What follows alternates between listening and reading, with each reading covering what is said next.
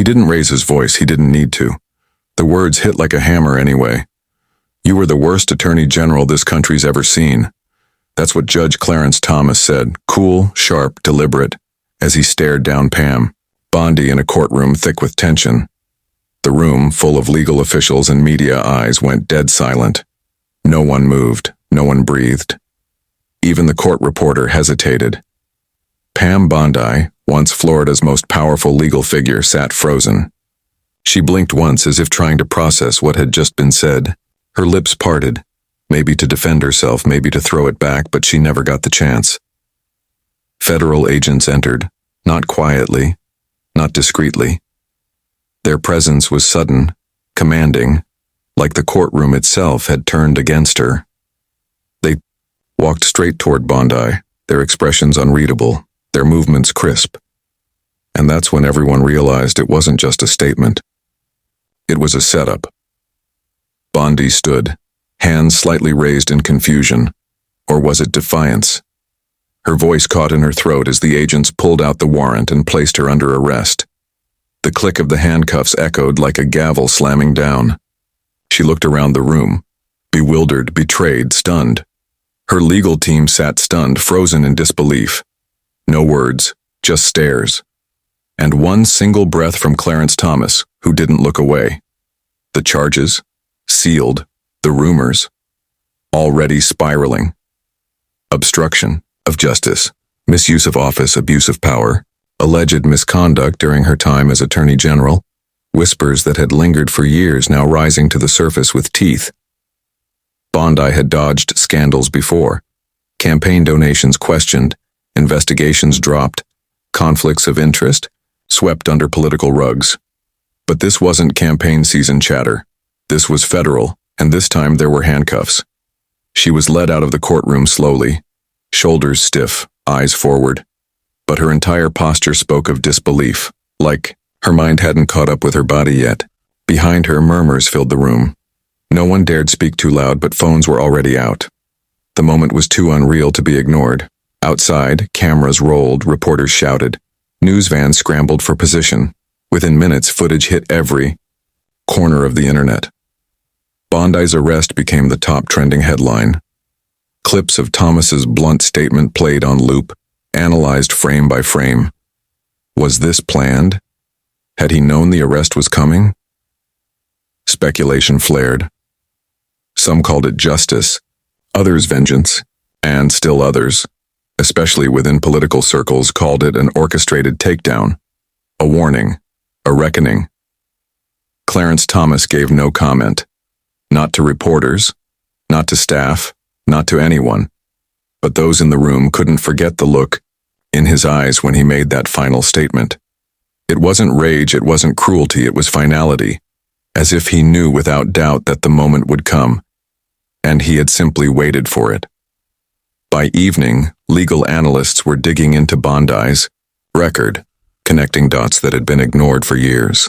Alleged cover-ups, controversial decisions, donors with questionable ties, all resurfacing in real time. Her defenders claimed political retaliation. Her critics called it long overdue accountability. But no one disagreed on one thing.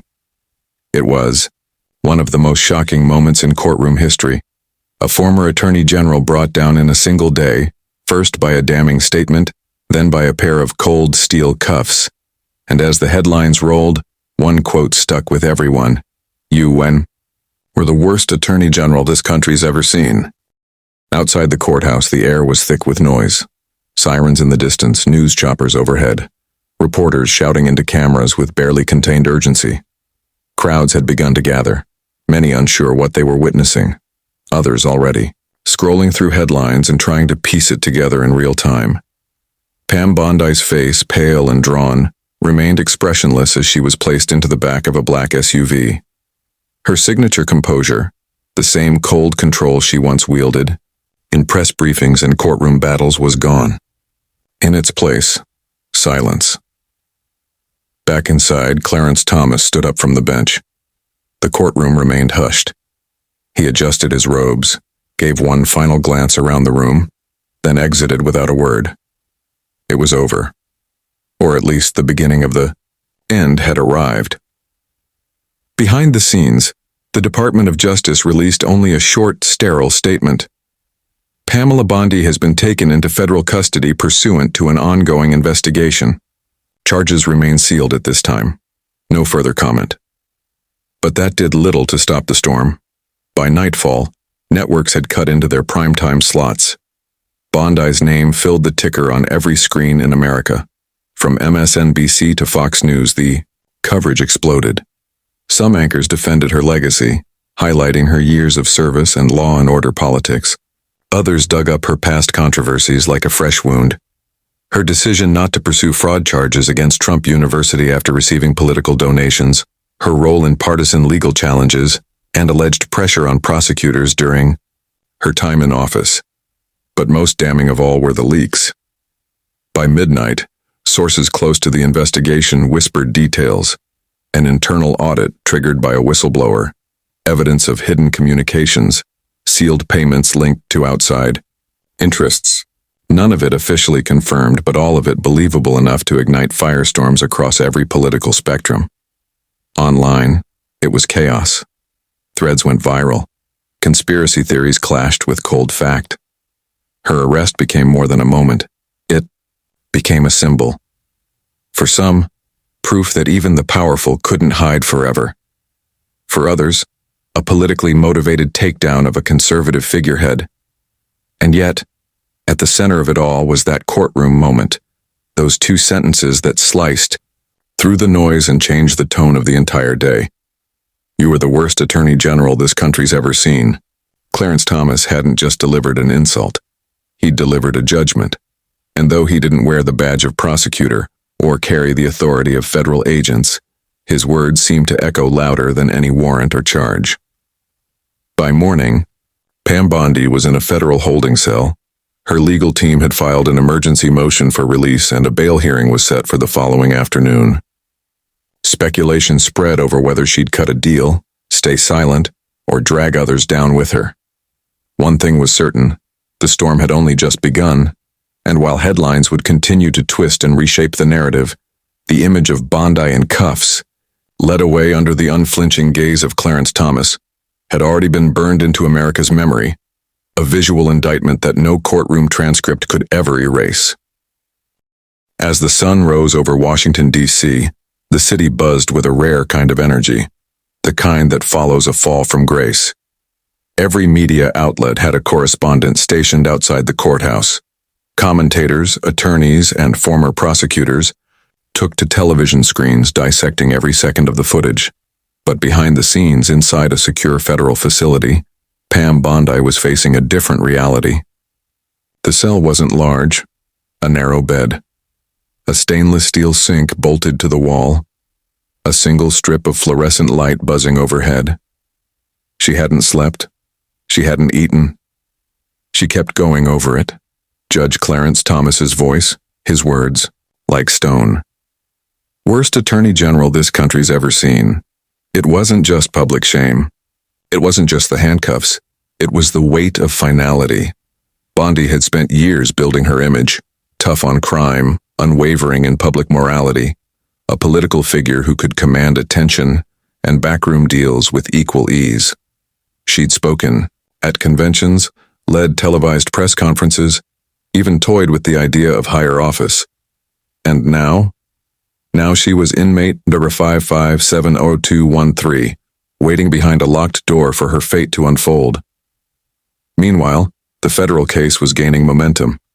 A source close to the investigation leaked that the arrest was the result of a 2-year probe involving financial irregularities, wire fraud, and destruction of evidence. Apparently, Bondi hadn't just skirted legal boundaries, she'd allegedly bulldozed through them. Investigators were reportedly piecing together a network of shady donations, off-the-record meetings, and what one DOJ insider called intentional and systemic obstruction. In the court of public opinion, the narrative was writing itself.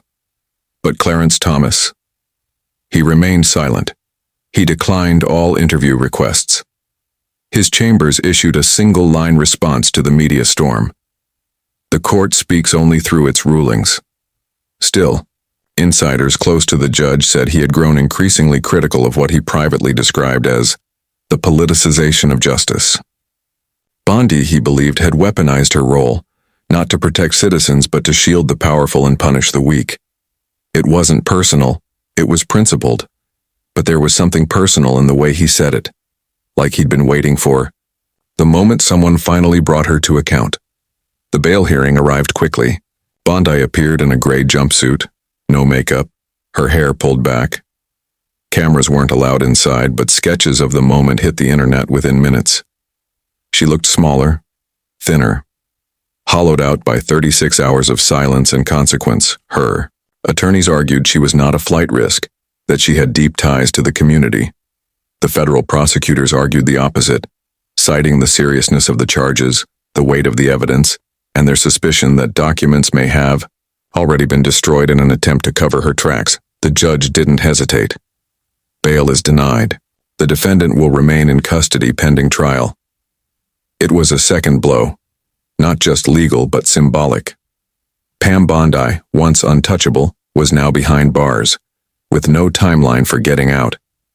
And the message, whether spoken by a judge or silently, understood by a watching nation, was crystal clear. Power might protect you for a time, but justice, when it comes, doesn't knock. It breaks the door down. Word of the denied bail spread like wildfire. News tickers blared it across every major network. Bondi to remain in federal custody, no bail granted. The once polished public figure, who had stood at podiums with confidence and righteousness, now sat in a holding cell awaiting trial, stripped of her title, influence, and armor. Inside the Department of Justice, things were moving fast. With Bondi in custody, investigators had leverage. Former staffers and political allies, many of whom had stayed silent during her tenure, suddenly found themselves under pressure. Subpoenas were issued, depositions scheduled. A wave of sealed interviews began behind closed doors. Some cooperated. Others lawyered up immediately. What the public didn't yet know, but would soon learn, was that Bondi's case was just the beginning. This wasn't about one corrupt official. It was about a network. For years, federal agents had been quietly mapping connections between Bondi, several high-profile donors, PACs, and a chain of shell companies scattered across Florida, Delaware, and the Caribbean. At the heart of it all was a pattern. Major contributions flowing in before key legal decisions, investigations delayed or dismissed, internal memos that disappeared overnight. Clarence Thomas had seen enough from the bench to know where this was going. Though not directly involved in the federal probe, he had watched quietly as cases linked to Bondi's decisions came before the courts with strange gaps in evidence, oddly timed withdrawals, and procedural delays that smelled of interference. Now, those suspicions were becoming confirmation. Back at the courthouse, the media frenzy showed no signs of slowing down. Protesters gathered outside with signs, "No one is above the law, justice for sale, and Florida's shame." But there were defenders too, people claiming political persecution, pointing fingers at the administration, spinning the arrest as a partisan ambush. Even Donald Trump, once a known associate and beneficiary of Bondi's decisions, posted a cryptic message on his social platform. Pam always fought hard, they're trying to destroy her, sad. But the DOJ wasn't bluffing. Behind closed doors, prosecutors were preparing for a full-scale takedown. This wasn't just about Bondi's image, it was about precedent, a statement, a correction, of course, and Bondi? She was finally realizing what it meant to be on the other side of the law. She spent her third night in custody in near total isolation, allowed a single phone call, which she reportedly used to contact her legal team, not her family, not her friends. She didn't speak to the press. She issued no statements, but insiders whispered that she was considering a deal, a plea, in exchange for cooperation. And if she flipped, if she talked, it could shake the foundations of an entire political class. Names that had so far remained untouched, relationships buried deep in lobbying firms and private emails, would come crashing into the light. The clock was ticking. Federal prosecutors were already drafting their next set of indictments. And they knew one thing for sure. If Pam Bondi started talking, she wouldn't fall alone. She would take the whole tower down with her. Day 4. Pam Bondi sat in the corner of her cell, motionless, her hands clasped loosely in her lap. The adrenaline had long since worn off. The indignation, the disbelief, the bluster, it had all drained away. Now there was only the weight. The weight of what she knew. The weight of what they knew. Her attorneys had come and gone that morning. The meeting had been tense, short. They'd laid out the government's strategy in blunt, unmistakable terms. They've got the paper trail, the call logs, the transactions. They've flipped one of your old deputies. Bondi didn't speak, but the message was clear. This wasn't posturing. It wasn't a fishing expedition.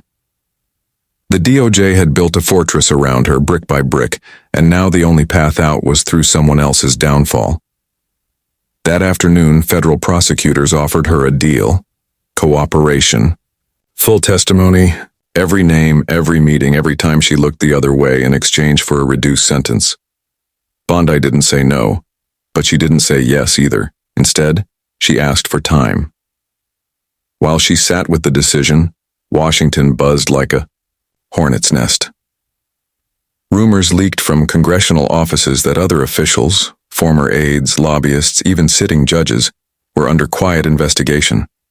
There were whispers of sealed indictments, dormant subpoenas now being activated, and a grand jury that had been meeting for over 6 months. This wasn't just a corruption case anymore. It was starting to look like a political earthquake. News outlets began airing exposés on Bondi's past decisions, cases that had mysteriously stalled, whistleblower complaints that vanished, suspicious donations from shadowy LLCs, even her past relationship with the Trump Foundation was dredged back into the spotlight. Commentators debated her fate nightly. Some painted her as a rogue actor, a single bad apple. Others claimed she was a symptom of a much deeper rot, proof of how power shields itself until it can't. But the public wanted something more than talk.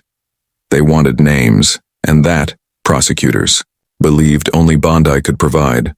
Day 5. The decision came early, just after sunrise. Bondi called her lawyer from the holding cell phone and spoke only one sentence. "I'm ready." By noon, she was in a secure interview room inside the federal courthouse, flanked by her legal team and facing a panel of DOJ prosecutors. A recorder clicked on. The lead prosecutor opened a fresh notepad. Bondi looked up, her voice quiet but steady. There were meetings twice a month, usually off-site. We called them quiet talks. The floodgates opened. She gave names, locations, timelines. She spoke about private dinners with PAC donors where legal favors were bought with checks. She named corporate lobbyists who had drafted enforcement policy in exchange for campaign bundles. She described judges pressured by political operatives and prosecutors warned to stand down on sensitive investigations. She described an entire infrastructure of influence, a machine designed to manipulate justice for profit and protection. The room stayed silent except for the scratch of pens and the click of the tape. It was everything they needed. By nightfall, emergency meetings were taking place across federal agencies. The DOJ began preparing the next wave of indictments. And Clarence Thomas? He was briefed quietly that evening, in a private call from the Attorney General. He said only one thing. "Good. Let the country see how deep it runs." Pam Bondi had flipped, and the storm had only just begun. Day 6. The country woke up to sirens again. Not literal ones this time, but media alerts, breaking news banners, and emergency broadcasts that pulsed across every major network. Overnight, the DOJ had issued 7 sealed indictments. Before dawn, 3 arrests were made in Florida, 2 in D.C., 1 in New York. A 7th target, rumored to be a high-ranking official in a federal regulatory agency, had lawyered up and gone quiet. The headlines didn't mince words. Pam Bondi cooperates, dominoes begin to fall.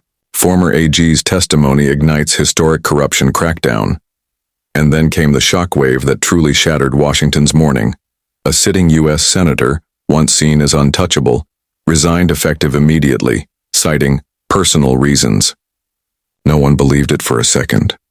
By noon, his name was trending alongside Bondi's, linked to a private memo she had handed over during her second interview session. The document was damning. A handwritten note between Bondi and the senator outlining a strategy to kill a consumer fraud case in exchange for campaign support from a conglomerate currently under federal audit. The memo was authenticated, the handwriting matched, and worse, the date placed it during Bondi's last year as Attorney General, right in the middle of the scandal she had just blown wide open. This was no longer about selective prosecution. This was systemic.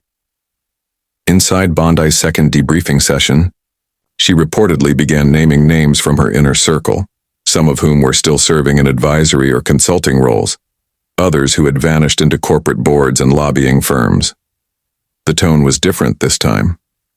Less guarded, she was cutting through the veil.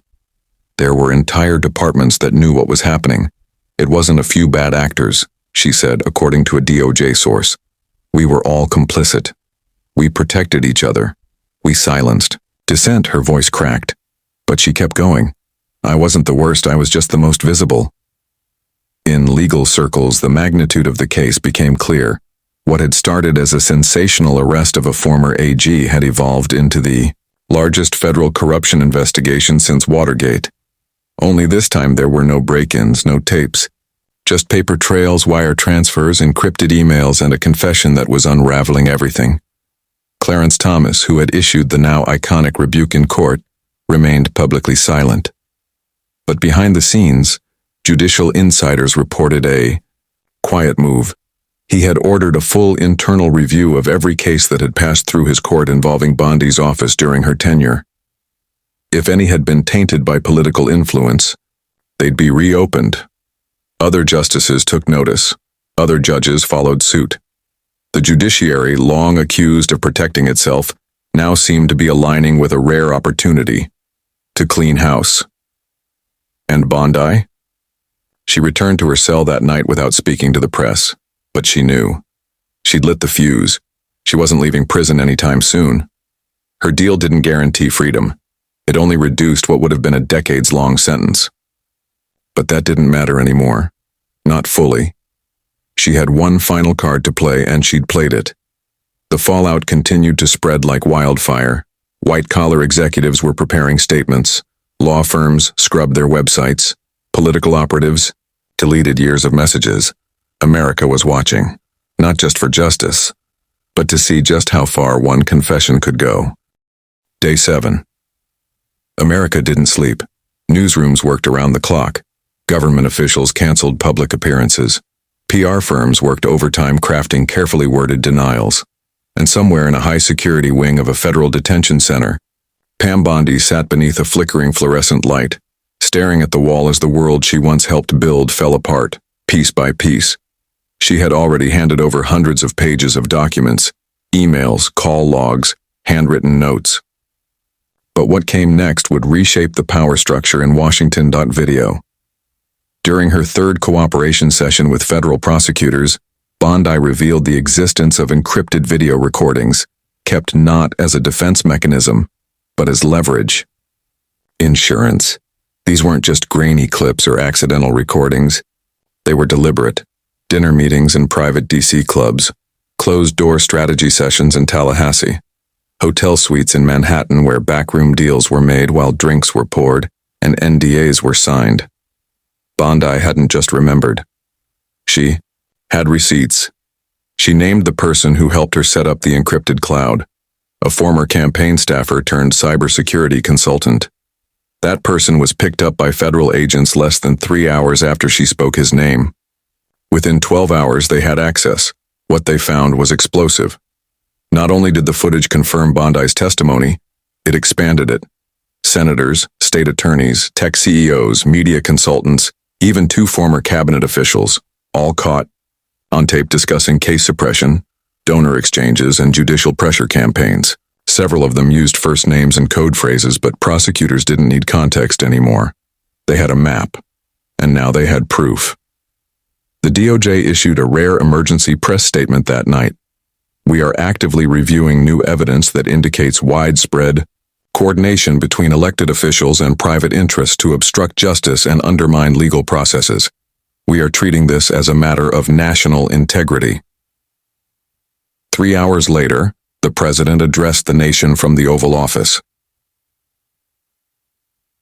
The tone was grim, tight, almost disbelieving. This is not about party. This is not about politics. This is about accountability. The American people deserve a government that serves them, not itself. He pledged full support to the investigation. He promised transparency, and he ordered an immediate ethics review across all federal agencies. It wasn't enough to stop the bleeding. The markets dipped. Lawmakers scrambled to distance themselves from names already leaked to the press. Old tweets were deleted. Social media accounts went dark. One former attorney general, Bondi's longtime political ally, fled the country that evening, caught on surveillance footage boarding a private jet in the Bahamas. An extradition request was filed before sunrise. Pam Bondi's transformation, from prosecutor to power broker to prisoner to whistleblower, was now the center of a modern political reckoning. There were calls to reform campaign finance laws. Lobbying bans were proposed. Even inside the Senate, there was quiet talk of sweeping out long-serving committee chairs tied to any part of the growing scandal. And through it all, one phrase echoed louder than the rest. You were the worst attorney general this country's ever seen. It was no longer just a condemnation. It was a prophecy fulfilled. Bondi hadn't just fallen. She had pulled down the curtain, and behind it, America was finally seeing itself. Unfiltered, unflinching, and on the brink of something far bigger than one woman in handcuffs. It was the beginning of a reckoning, and no one knew how far it would go.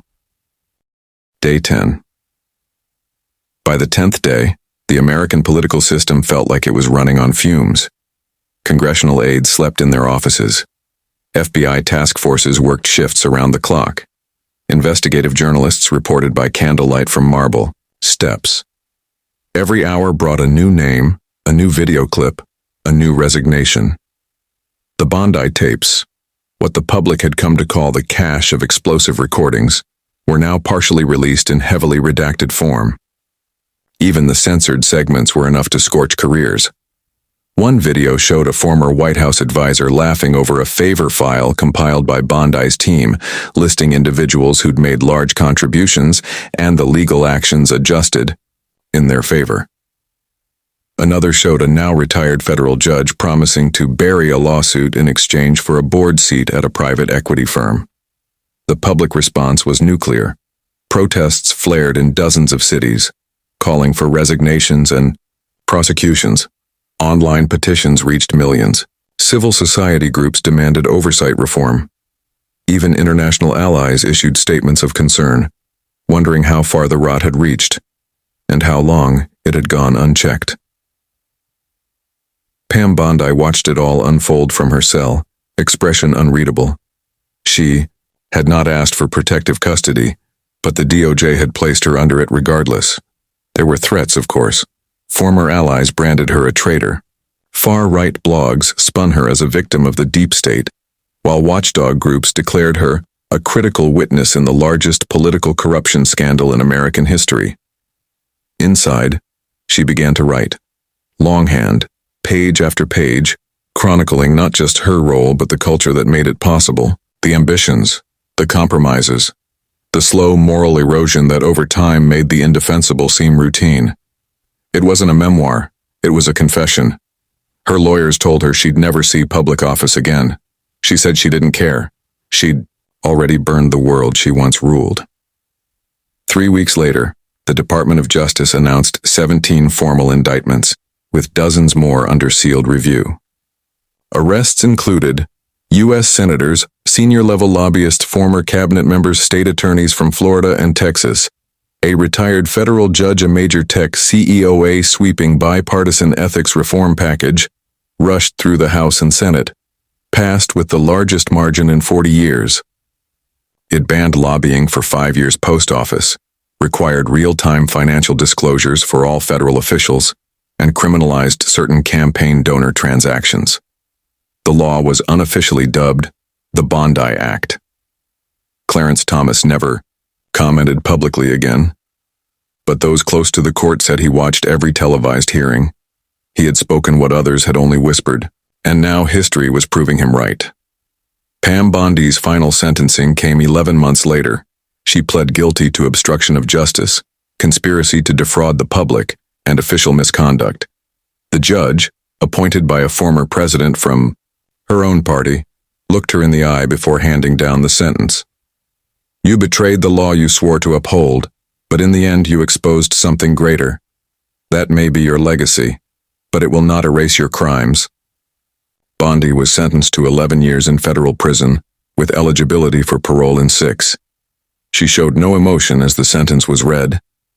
As the cameras flashed and her transport van pulled away, one reporter, shouting over the crowd, asked what she would say now to the judge who called her the worst AG ever.